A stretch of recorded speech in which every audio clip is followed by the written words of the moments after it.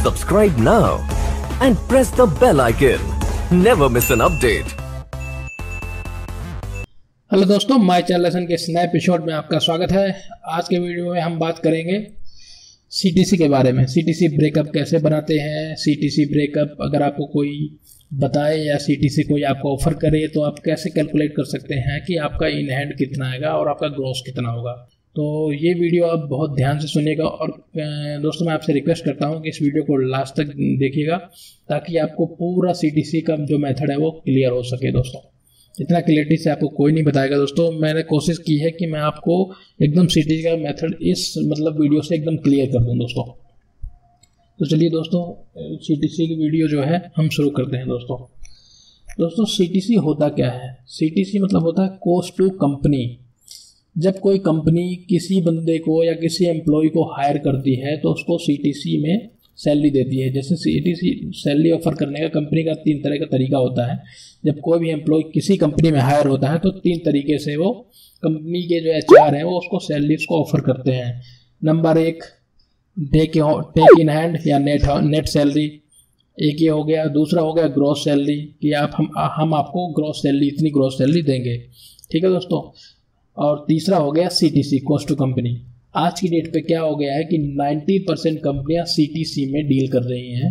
वो जब भी एम्प्लॉयज़ को हायर करती हैं तो उसको सीटीसी में डील एम्प्लॉयज़ को ऑफर करती हैं और सीटीसी में एम्प्लॉय फंस जाता है क्योंकि उसे पता होता नहीं है। उसको अगर किसी भी कंपनी ने एम्प्लॉय को बोल दिया कि हम 40,000 25,000 30,000 सीटीसी देख रहे हैं तो वो 25,000 में वो लगता है कि यार 25,000 1-2 हज़ार ही कट जाएंगे, बाकी 17-18,000। अगर 20,000 बोला है तो 18,000 तो घर पर आएगी। पर वो देखता नहीं है, उसके पीछे लगा हुआ है सीटीसी। सीटीसी मतलब होता है कॉस्ट टू कंपनी। आपके ऊपर लगाई जाने वाली कितनी भी लागत जो एम्प्लॉयर का जो पार्ट होता है वो भी उसी में कैलकुलेट होता है। बोनस है, लीव है, ग्रेजुटी है, सारी चीज़ उसमें डाल दी जाती है दोस्तों सीटीसी में। मतलब एक भी रुपए एम्प्लॉय के ऊपर खर्च होने वाला वो सीटीसी के अंदर इंक्लूड हो जाता है। तो आप समझ सकते हो कि सीटीसी का मतलब क्या होता है। दोस्तों ये सीटीसी का जो फंडा होता है इसमें मैं भी एक बार फंस चुका हूँ। मैं करीब 6-7 साल पहले मैंने एक कंपनी में ज्वाइन किया था। तो मैं उस समय प्रेजेंट कंपनी में जो काम कर रहा था उस समय मेरे को 10,000 रुपये के आसपास लमसम सैलरी मिल रही थी। तो मैंने किसी दूसरी कंपनी में अप्लाई किया था, इंटरव्यू में सिलेक्शन हो गया और उन्होंने मेरे को सीटीसी ऑफर की। मेरे को उस टाइम की सीटीसी मेरे को याद है 20,000 रुपये सीटीसी मेरे को ऑफर की गई थी। और 20,000 सीटीसी पे मैंने सोचा यार 10,000 यहाँ पे मिल रही है, 20,000 ऑफर किया गया है तो बड़ा अच्छा ऑफर है यार, 10,000 इंक्रीमेंट हो रहा है, बहुत अच्छी बात है। मेरे को खुद नहीं पता था सीटीसी मतलब होता क्या है, सीटीसी में क्या डायरेक्शन होती है, कुछ नहीं पता था उस टाइम पे। जबकि मैं एचआर में मैंने फर्स्ट टाइम में किसी कंपनी में 1-1.5 साल किया था तो उस कंपनी में सीटीसी में डील होता नहीं था, तो सीटीसी के बारे में मुझे ज़्यादा पता नहीं था। कोई बात नहीं, मैंने कहा यार जितना कटेगा चलो देख लेते हैं। मैंने वहाँ पे जब ज्वाइन किया दोस्तों तब मेरे 1 महीने काम करने के बाद जो सैलरी मेरे हाथ में आई तब मुझे पता चला सीटीसी का मतलब झोल क्या होता है। दोस्तों मेरे हाथ में 13,000 रुपये के आसपास टेक होम आई थी, 7,000 रुपये सीटीसी के झोल में कट चुके थे। उसमें बोनस कटा था, ग्रेजुटी कटी थी, लीव कटा था, सब कुछ उन्होंने काट लिया था। मतलब मैं यही सोचा था, मैंने कहा यार लीव ग्रेजुटी बोनस ये कौन काटता है। तब मुझे पता चला था कि किसी कंपनी में आजकल की जो कंपनियां हैं सीटीसी ऑफर कर रही हैं तो क्या कर रही हैं वो एम्प्लॉयज़ को धोखा देने वाली बात है।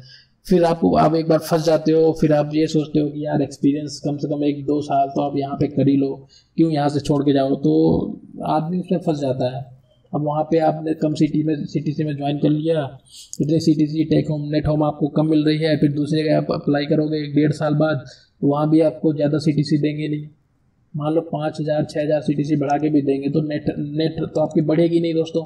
तो इसलिए मैं आपको ये टॉपिक लेकर आया हूँ कि दोस्तों आपका जो पूरा है एकदम क्लियर हो जाए। पहली बात मैं आपको ये बताना चाहता हूँ दोस्तों कि आप किसी भी कंपनी में इंटरव्यू के लिए जा रहे हो तो वहाँ पर कोशिश ये करो कि जब आपका सिलेक्शन हो जाए और आपसे वो पूछें कि आप कितनी मतलब सैलरी लेना चाहेंगे तो आप दोस्तों आपको वहाँ पे टेक होम या नेट सैलरी में बात क्रैक करनी है। जब भी बोलेंगे आपको ग्रॉस और सीटीसी में जाना ही नहीं है, आप ये बोलोगे मुझे 20,000 नेट होम चाहिए या टेक होम चाहिए, 20,000 25,000 जो भी है टेक होम मुझे इन हैंड में ये चाहिए सैलरी। उसके बाद आपको जो देना है वो आप एक्स्ट्रा दे सकते हैं। दोस्तों कोशिश ये करें, अगर वो नहीं मानते हैं तो आप ग्रोस में जा सकते हैं कि हाँ मुझे इतनी ग्रोस दो, मैं इतनी ग्रोस पे काम करने के लिए रेडी हूँ दोस्तों। क्योंकि ग्रोस में क्या होता है, एम्प्लॉय का जो पार्ट होता है वो ग्रोस में ऐड होता है, एम्प्लॉयर का जो भी पार्ट है वो ग्रोस में ऐड नहीं होता दोस्तों।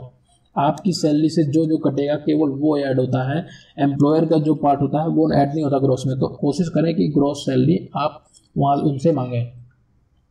उसके बाद अगर सीटीसी में मान लो कंपनी मना कर रही है, बहुत सी कंपनियां हैं बड़ी बड़ी, आजकल बहुत बड़ी हाई फाई कंपनियां होती हैं जो सीटीसी में ही बोलती हैं, तो उनको बोलो कि ठीक है सीटीसी मैं एक्सेप्ट करता हूं, पर मुझे ये बताओ कि मेरी नेट जो सैलरी है, टेक होम सैलरी है, मेरे पास कितनी आएगी, मुझे कम से कम ये तो पता चल लीजिए कि टेक होम कितनी आएगी। तो दोस्तों इंटरव्यू के टाइम में ये बात क्लियर कर लीजिए, क्योंकि अगर उसके बाद अगर आप जाते हैं उसको क्लियर करने के लिए, तो अब मान लो 1 महीने 2 महीने आपने काम कर लिया, उसके बाद आपकी सैलरी आई हाथ में, तो फिर आपको फंस जाते हो कि हाँ यार अब तो यहाँ से छोड़ सकते नहीं है, पिछली कंपनी छोड़ चुके हैं ऑलरेडी, वहाँ जा नहीं सकते हैं। अगर दूसरी कंपनी कहीं जाओगे तो भाई वहाँ पे भी पूछेंगे कि आप क्यों छोड़ रहे हो, तो यही बोलेंगे, आप बोल नहीं सकते ना कि आप भाई मेरे से गलती हो गई है, यहाँ पे मैंने सैलरी सही से मतलब सैलरी से मतलब मेरा जो डिस्प्यूट था मैं उसको सही से डिस्कस नहीं कर पाया, तो कमी आपके अंदर ही गिनी जाएगी, वो एम्प्लॉयर और कमी नहीं गिनी जाएगी दोस्तों। तो इसके लिए मैं ये वीडियो बना रहा हूँ, आप इस वीडियो को ध्यान से देखिएगा जिसमें आपका पूरा एकदम फंडा क्लियर हो जाएगा दोस्तों। तो चलिए दोस्तों आज का वीडियो शुरू करते हैं।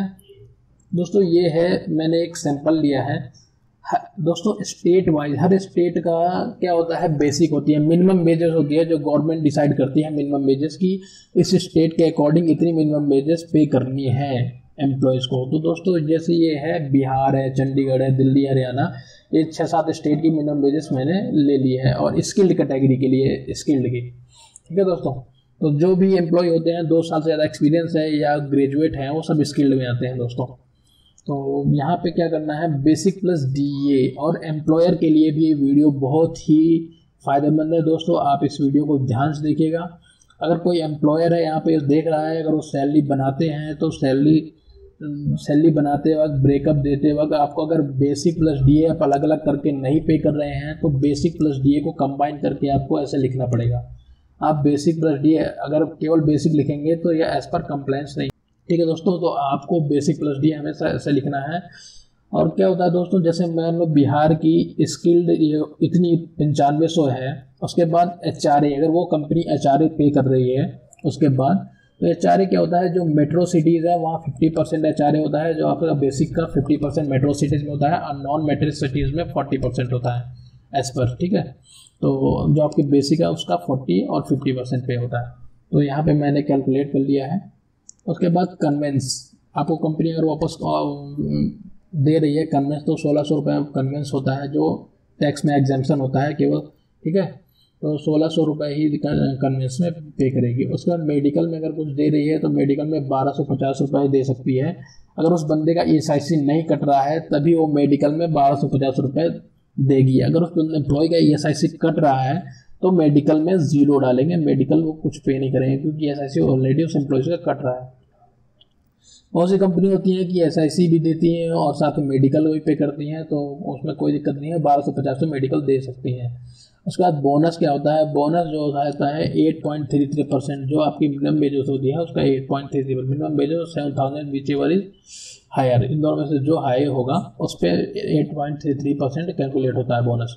तो यहाँ पे हमारी जो मिनिमम वेजेस है बेसिक जो है 9500 है, तो इस पर बोनस हमने कैलकुलेट किया है दोस्तों 8.33%। तो बोनस इस प्रकार से बहुत सी कंपनियां हैं जो बोनस ब्रेकअप में ही बोनस पे कर देते हैं, और वो जो दीपावली में जो बोनस होता है उसको पे नहीं करती हैं, तो उनका एज पर कंप्लायंस भी हो जाता है और बोनस भी पे हो जाता है कि बोनस हमने सैलरी में पे कर दिया है, उसी का वो रिटर्न फाइल कर देते हैं मंथ ईयर के एंड में। उसके बाद अगर कोई स्पेशल अलाउंस दे रहे हैं तो वो देंगे ग्रॉस। दोस्तों ये हो गई ग्रोस सैलरी, जैसे ये उन्होंने कैलकुलेट किया है। उसके बाद ग्रोस में से क्या क्या डिडक्शन हो सकता है ये दोस्तों आप देख लीजिए। ये पीएफ वेजेस हो गई दोस्तों। पीएफ वेजेस क्या होता है कि पहले क्या होता था दोस्तों, पीएफ की जो डिडक्शन होती थी केवल बेसिक प्लस डीए पे करता था पीएफ, पर सुप्रीम कोर्ट का जजमेंट आया था जिसमें उसने अदर अलाउंस भी ऐड कर दिया था कि basic plus DA plus other allowance जो भी होंगे उन पे पीएफ कटेगा। तो दोस्तों यहाँ पे मैंने अदर अलाउंस, जैसे हमारे यहाँ पे कन्वेंस है, ये भी अलाउंस है। तो ये कन्वेंस यहाँ पे बेसिक प्लस कन्वेंस HRA पे नहीं कटता पीएफ, और बोनस पे पीएफ नहीं कटता। ये दो चीज़ पे बोनस में पीएफ नहीं कटता, बाकी सब पे पीएफ कटेगा। तो यहाँ पे कन्वेंस ऐड होगा, मेडिकल अगर होगा तो मेडिकल भी कटेगा, स्पेशल अलाउंस होगा तो उस पर भी पीएफ कटेगा। तो पीएफ वेजेस इसलिए मैंने अलग से निकाला है इनको, ठीक है। नहीं पहले क्या होता था, डायरेक्ट बेसिक पे करता था तो बेसिक पे कैलकुलेट कर दिया जाता था, पर पीएफ वेजेस सब कैलकुलेट करना पड़ता है, क्योंकि और ढेर सारे जो अलाउंस आप पे कर रहे हैं ब्रेकअप में उन पर भी पीएफ कटने लगा है। अब क्या होता है, पीएफ का जो परसेंट हो जाता है वो 12% होता है दोस्तों। तो मान लो आपको ग्रोस दी जा रही है इतनी 15,691 रुपये, और पीएफ की जो बेजेस हो गई 11,100 रुपये हो गई, क्योंकि आपका जैसे यहाँ मान लीजिए 9500 तो आपको बेसिक प्लस डीए दे रहे हैं, उसके बाद 1600 रुपये वो कन्वेंस दे रहे हैं, तो दोनों मिला के जो आपका अमाउंट हो गया वो 11,100 रुपये हो गया। तो आपका जो पीएफ 12% कटेगा वो 11,100 रुपये पे कटेगा, ना कि 9,500 पे कटेगा, बेसिक प्लस डीए पे नहीं कटेगा। तो 12% के हिसाब से ये आपको जो 1,332 रुपये ये आपका पीएफ मंथली कटेगा दोस्तों। उसके बाद ESIC जो है 0.75% हो गया है, जो ESIC का परसेंटेज कम हो गया है, एम्प्लॉय के जो पार्ट से कटता है। तो एम्प्लॉय का जो ESIC जो पार्ट करता है वो ग्रोस से करता है, तो ग्रोस 15,691 है, तो उससे ESIC का 0.75% मैंने कैलकुलेट किया तो 118 रुपये आ रहा है दोस्तों। तो अब अगर किसी स्टेट में, जैसे आप पीटैक्स जिस स्टेट में कट रहा है उस स्टेट में आप बिलोंग करते हो दोस्तों, तो आप यहाँ पे पीटैक्स का अमाउंट भी डाल सकते हो कि आपकी ग्रोस कितनी आपको ऑफर की गई है, तो कितना पीटैक्स वहाँ पे पीटैक्स कितने अमाउंट पे कट रहा है, तो उस हिसाब से यहाँ पे पीटैक्स का आप अमाउंट ले सकते हो। जैसे मैंने महाराष्ट्र का लिया है, तो महाराष्ट्र में ठीक है एक स्टेट का मैंने यहाँ दिखाया है, 15,653 रुपये पे यहाँ पे उसका 200 रुपये मैंने पीटैक्स काटा है, एक एम्प्लॉय का मैंने लिया है सिंपल। बाकी सब अलग अलग स्टेट के हैं, महाराष्ट्र में है 15,653 पे यहाँ 200 रुपये पीटैक्स काट के दिखाया है मैंने। तो पीटैक्स भी जो एम्प्लॉय के पार्ट से करता है वो एम्प्लॉय के पार्ट से नहीं करता, क्योंकि पीटैक्स एक टैक्स होता है जो एम्प्लॉय की रिस्पॉन्सिबिलिटी होती है, एम्प्लॉय की रिस्पॉन्सिबिलिटी नहीं होती है, इसलिए दोस्तों वो एम्प्लॉय के पार्ट से करता है। तो इस प्रकार से आप देख सकते हो कि एम्प्लॉय के पार्ट से क्या क्या डिडक्शन हो सकते हैं। अगर आपकी सैलरी ज़्यादा है, 30,000 40,000 से ज़्यादा है, तो आपके इस पार्ट में एक TDS का और ऐड हो सकता है कि टैक्स जो आपके पार्ट से जो कट सकता है वो भी एक कॉलम यहाँ पे ऐड हो सकता है। पर मैंने एक लमसम अमाउंट लिया है तो इसमें TDS नहीं कटेगा ज़्यादातर एम्प्लॉय का, इसलिए मैंने TDS का कॉलम यहाँ पे ऐड नहीं किया है। अगर 40-50 हज़ार की सैलरी है तो आपका TDS का भी कॉलम यहाँ पे ऐड होगा, वो भी एम्प्लॉय के पार्ट से कटता है दोस्तों। तो अब जो हो गई हमारी ग्रॉस सैलरी, क्या हो गई, ग्रॉस सैलरी हो गई 15,691, उसमें 1,332 पीएफ कटा और 118 रुपये ESIC कटा। पीटैक्स से कट नहीं रहा क्योंकि बिहार का एम्प्लॉय है। तो दोस्तों 14,241 रुपये उसका जो नेट होम आ रहा है, टेक होम जो उसको हाथ में मिलेगा 14,241 रुपये। अब देखो दोस्तों यहाँ पे 15,691 उसकी ग्रोस है, उसमें से करीब 1,500 से ऊपर उसको कट गया, 14,241 रुपये उसको हाथ में मिल रहा है। तो ग्रोस में इतना फर्क होता है, 1,500 रुपये के आसपास कट गया। अब दोस्तों आप यहीं CTC में जाएंगे, मैं आपको दिखा रहा हूँ। तो CTC में क्या क्या इंक्लूड हो जाता है, जो ग्रोस में ऐड होने के बाद CTC बनती है। एम्प्लॉयर का जो पीएफ का पार्ट 13% होता है, वो हमने यहाँ पे पीएफ वेजेस से काटा, तो वो 13% कटने के बाद 1,443 रुपये आया दोस्तों। उसी प्रकार से ESIC का जो पार्ट है 3.25% एम्प्लॉयर का जो पार्ट होता है वो 510 रुपये आया, वो ग्रॉस वेजेस पे कटा, ठीक है। उसके बाद ग्रेजुटी, बहुत से कंपनीज हैं, अब आज की डेट पे जितनी भी कंपनी है सब ग्रेजुटी भी ब्रेकअप में ऐड कर देती हैं, ताकि उनको एनुअली पे ना करना, मतलब 5 साल बाद वो पे ना करना पड़े, अलग से कहाँ से बजट लेंगे, तो वो एम्प्लॉय की सैलरी में उसको डाल देते हैं। तो यहाँ पे एम्प्लॉयर का जो पार्ट है ग्रेजुटी 4.82% जो होता है, ग्रेजुटी का जो फॉर्मूला है दोस्तों, अगर आप कैलकुलेट करना चाहेंगे तो मैं आपको यहाँ पे कैलकुलेट करके दिखा दूंगा। ग्रेजुटी 4.82% आप कैसे कैलकुलेट कर सकते हैं दोस्तों। ग्रेजुटी का जो फॉर्मूला होता है मैं दिखा देता हूँ, 4.82% कैसे आया। ग्रेजुटी का जो फॉर्मूला होता है वो क्या होता है कि ग्रेजुटी जब एम्प्लॉय को पे की जाती है, वो साल में 15 दिन की ग्रेजुटी उस एम्प्लॉय को पे की जाती है, साल में 15 डेज की सैलरी के हिसाब से पे की जाती है।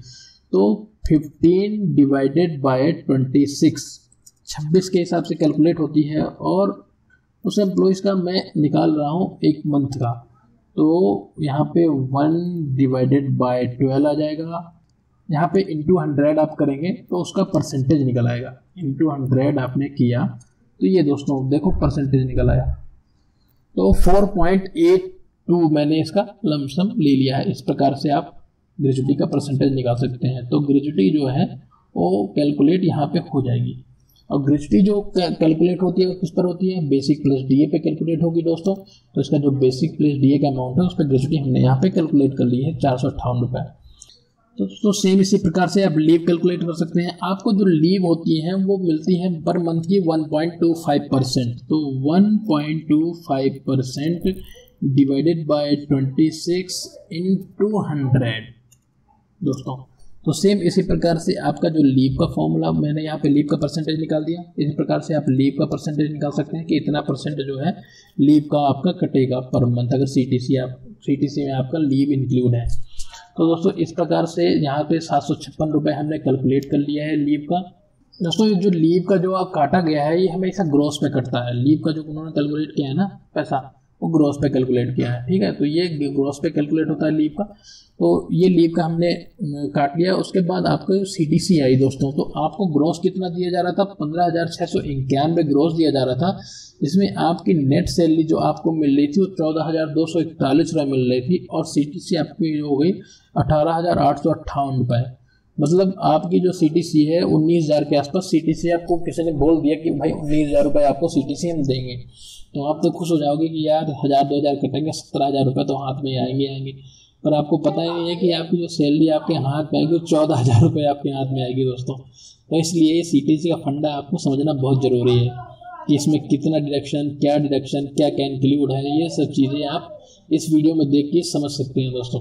सीटीसी का ब्रेकअप बता रहा हूँ। इसमें क्या होता है कि जैसे एम्प्लॉय की सैलरी बढ़ती जाती है, एक मेरे हिसाब से जो मैंने कैलकुलेशन की है, जैसे जैसे एम्प्लॉय की सैलरी बढ़ती जाती है वैसे वैसे उसका डिडक्शन कम होता जाता है। उसका केवल फिर टीडीएस डिडक्ट होता है, ईएसआईसी पीएफ डिडक्शन बंद हो जाता है। क्योंकि पीएफ का जो डिडक्शन लिमिट है वो है 15,000 रुपये का है और ईएसआईसी का जो है वो 21,000 रुपये लिमिट है। ईएसआईसी का क्या होता है कि 21,000 से ऊपर अगर आपकी ग्रॉस सैलरी हो गई तो आप एग्जेम्प्ट हो जाओगे, आपका कुछ भी डिडक्शन नहीं होगा। पर अगर आप पीएफ में वंस मेंबर हो गए, एक बार आपका कटना शुरू हो गया तो आपकी सैलरी कितनी भी बढ़ती जाएगी, आप पीएफ आपका कटता रहेगा। मान लो अगर आप पीएफ में एलिजिबल ही नहीं हो, शुरू से आपकी ग्रॉस 15,000 से ऊपर थी, मतलब पीएफ की जो बेसिक प्लस डी है वो 15,000 से ऊपर थी दोस्तों, तो जिस कंपनी में हमने ज्वाइन किया उसने आपको एग्जेम्प्ट कर दिया, आपका पीएफ शुरू से काटा ही नहीं, तो आपका पीएफ कटेगा नहीं, एसआईसी आपका कटना बंद हो जाएगा 21,000 के ऊपर, तो आपका कुछ डिडक्शन नहीं होगा। ज़्यादातर क्या होता है कि फिर जो है सीटीसी और नेट जो सैलरी में ज़्यादा डिफरेंस होता नहीं है कि डिडक्शन कुछ होती नहीं। एम्प्लॉय के पार्ट के और एम्प्लॉयर का जो पार्ट होता है छोटा मोटा वही डिडक्शन होता है। और क्या होगा, जैसे पी टैक्स डिडक्शन हो गया या टीडीएस डिडक्शन हो गया, मेन ये डिडक्शन होगी जो जितनी ज़्यादा सैलरी होती जाएगी। तो अगर कम सैलरी में देखोगे दोस्तों तो कम सैलरी वाले का क्या होता है, ये गवर्नमेंट के जो जितने भी लेवल लॉस बनाए गए हैं इसके अकॉर्डिंग डिडक्शन होती है, क्योंकि एम्प्लॉय की सेविंग बढ़ाने के लिए, एम्प्लॉय की मेडिकल के लिए ये सारा गवर्नमेंट ने डिसाइड किया है। क्या होता है एम्प्लॉय को अगर आप पूरी सैलरी दे दोगे तो वो कभी भी ना मेडिकल लेगा। मेडिकल कौन लेता है यार, कौन नहीं चाहता मेडिकल, यार खर्चा घर का चल नहीं पाता, मेडिकल कहाँ से लेंगे, तो मेडिकल लेगा नहीं, ठीक है। पीएफ में सेविंग करेगा नहीं, वो सोचेगा कि यार 500 रुपये कौन जमा करेगा। गवर्नमेंट ने ये लेवल इसीलिए बनाए हुए हैं, पीएफ के एसआईसी ये सब बनाए हुए हैं कि एम्प्लॉय को सैलरी देने से पहले उसका पैसा काट लिया जाए, क्योंकि एम्प्लॉय के लिए है भाई। आप एसआईसी में आपका फ्री इलाज हो रहा है मंथली, आपकी फैमिली आप सब कवर्ड हो उसमें, एसआईसी में पूरा इलाज आप ले पा रहे हो, क्यों, गवर्नमेंट के ये लॉस के अकॉर्डिंग। बहुत से एम्प्लॉयज़ होते हैं बोलते हैं हमें एसआईसी नहीं कटवाना है, पीएफ नहीं कटवाना है। दोस्तों ये आपके फ्यूचर के लिए है। पीएफ में आज की डेट पे जो ब्याज मिलता है, इंटरेस्ट मिलता है, वो किसी भी उस पर आपको इंटरेस्ट नहीं मिलेगा, चाहे पीपीएफ हो, चाहे किसी भी सेविंग अकाउंट हो या एफडी में, कहीं भी इंटरेस्ट नहीं मिलेगा दोस्तों। तो गवर्नमेंट के जो भी लेबर लॉस लाए गए हैं वो एम्प्लॉयज़ के फायदे के लिए लाए गए हैं, ना कि उनको नुकसान पहुंचाने के लिए लाए गए हैं। ये लेबर लॉस, लेबर उसका नाम ही है लेबर लॉस, मतलब जो भी लेबर क्लास है उनके लिए, उनकी लाइफ को बेहतर बनाने के लिए लॉस को लाया गया था दोस्तों। तो आप कभी भी इसको गलत मत समझिए कि लेबर लॉस आपके लिए गलत है, वो आपके फायदे के लिए है। जब आपके लिए पैसा कटता है तो आपको दुख तो होता है, पर दोस्तों वो आपके लिए बहुत फ़ायदेमंद है। जब आप रिटायर होते हो तो आपको पेंशन मिलती है और आप पीएफ का लमसम अमाउंट निकाल सकते हो घर बनाने के लिए, या कुछ बीमारी हो गई तो उसको इलाज करवाने के लिए, या वैसे भी आप एडवांस में पीएफ निकाल सकते हो दोस्तों। तो पीएफ एक आपके लिए फिक्स डिपॉजिट हो गया एक तरह से, और ज़्यादा इंटरेस्ट के साथ, इतना ज़्यादा इंटरेस्ट कहीं नहीं मिलता है। वो पैसा आपका है, आपको ही मिलेगा। ये दोस्तों ये मत सोचिए कि पैसा आपको नहीं मिलेगा, SIC में आप इलाज करवा रहे हो, फ्री इलाज हो रहा है आपका, पूरी फैमिली का फ्री इलाज हो रहा है, तो ये SIC की फैसिलिटी बढ़िया है दोस्तों। तो आशा करता हूँ दोस्तों ये वीडियो आपको पसंद आई होगी। दोस्तों अगर इस वीडियो में आपको कुछ पसंद ना आया हो तो आप कमेंट कर में उसको बता सकते हैं। और दोस्तों अगर वीडियो आपको अच्छी लगी हो तो इस वीडियो को लाइक कीजिए, साथ ही साथ हमारे चैनल को सब्सक्राइब कीजिए। दोस्तों इस सीट का लिंक मैं डिस्क्रिप्शन बॉक्स में डाल दूंगा, अगर आप इस सीट को डाउनलोड करना चाहते हैं दोस्तों तो वहाँ से डाउनलोड कर सकते हैं और अपनी प्रैक्टिस कर सकते हैं। फिर मिलते हैं एक नई वीडियो में नए टॉपिक के साथ, तब तक के लिए goodbye and take care friends. Thanks for watching.